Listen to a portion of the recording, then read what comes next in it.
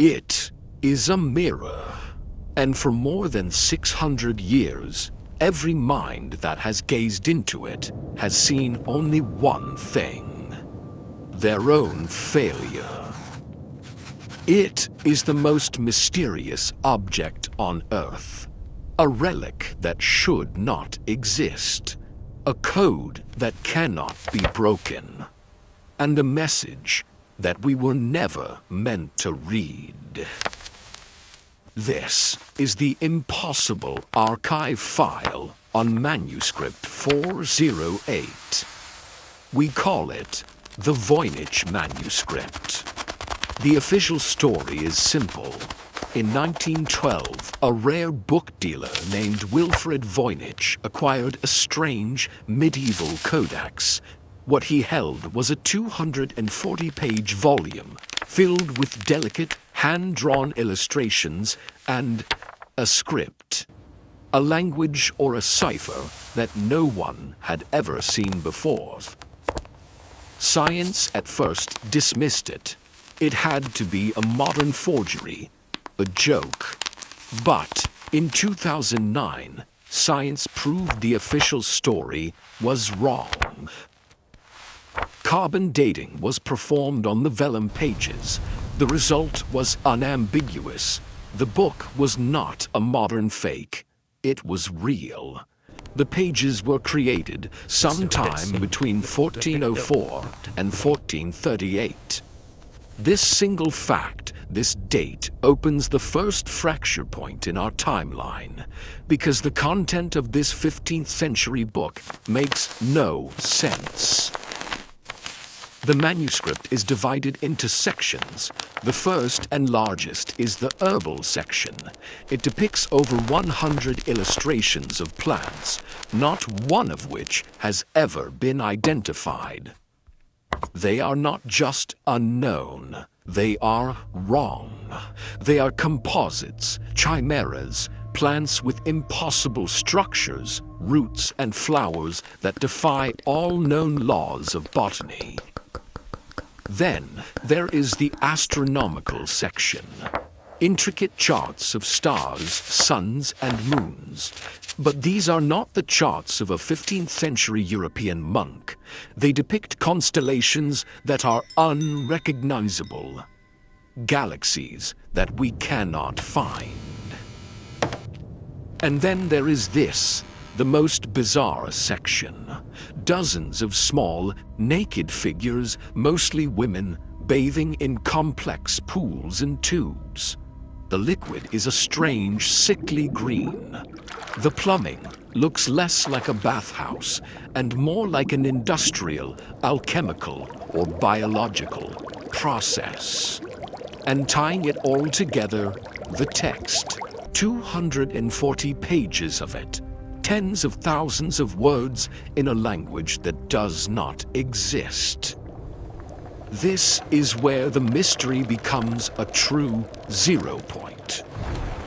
This is not a hoax. Modern linguistic analysis using AI has proven the Voynich script is not random gibberish. It follows complex mathematical rules. It obeys Zipf's law, a pattern of word frequency that is the universal fingerprint of all human languages. It has structure, it has syntax, it has meaning.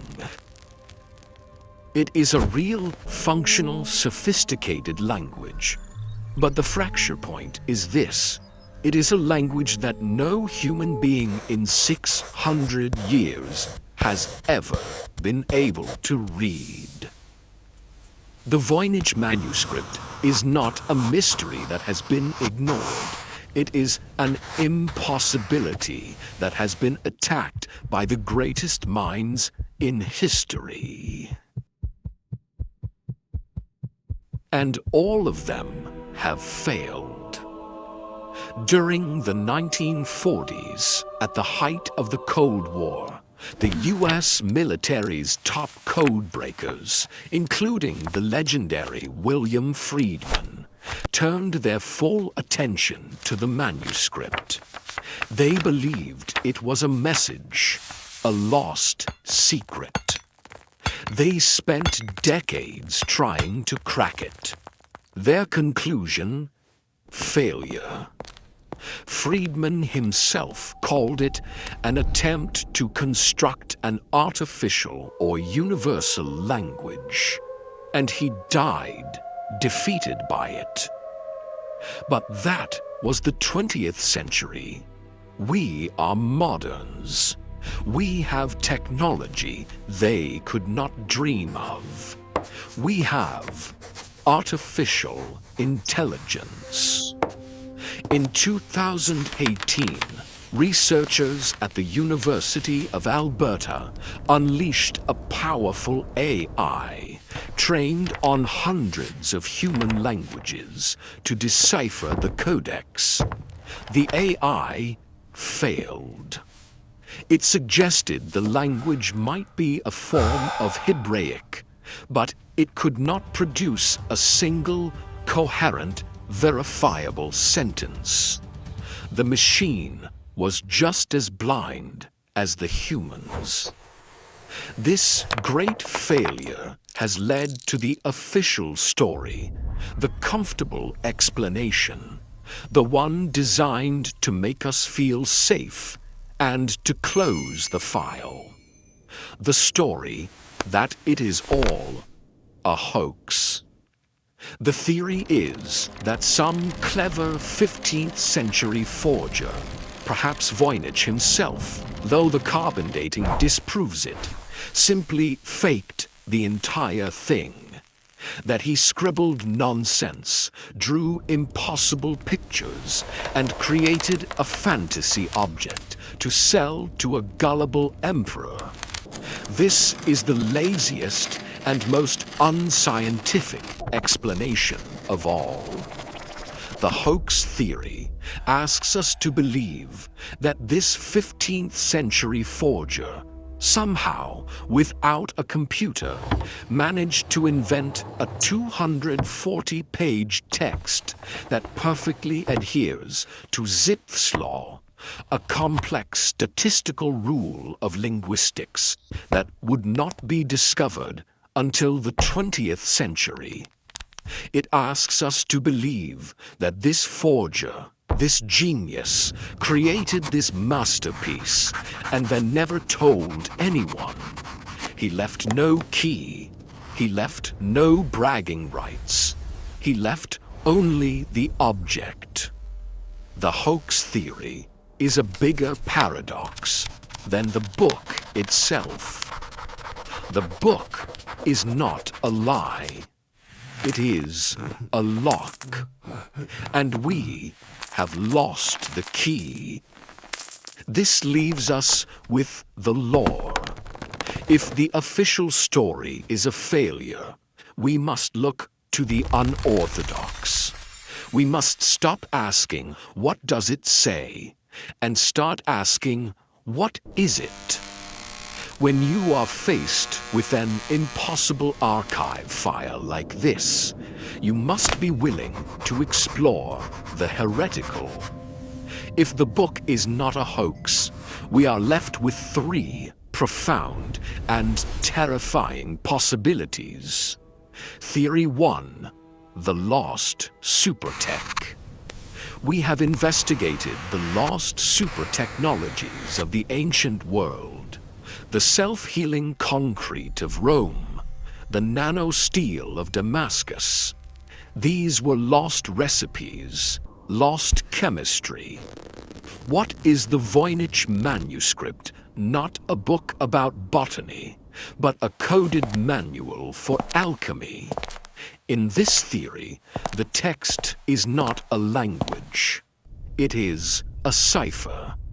A kitchen code designed to protect a formula.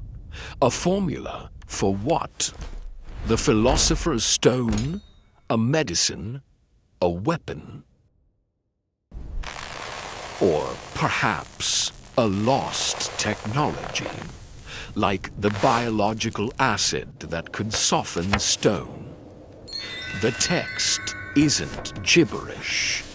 It is a recipe book for a technology we have forgotten. Theory 2. The Lost Language. Our history is not a straight line. It is a fractured story of many humanities. We know we shared this planet with other intelligent species. The Neanderthals, the Denisovans. We are the only ones who survived. We call them primitive, but what if they were not? What if this manuscript is the last surviving remnant of one of them? What if this is not a cipher at all? What if it is a language, the last encyclopedia of a lost human species? It would explain everything. It would explain why no human codebreaker can read it.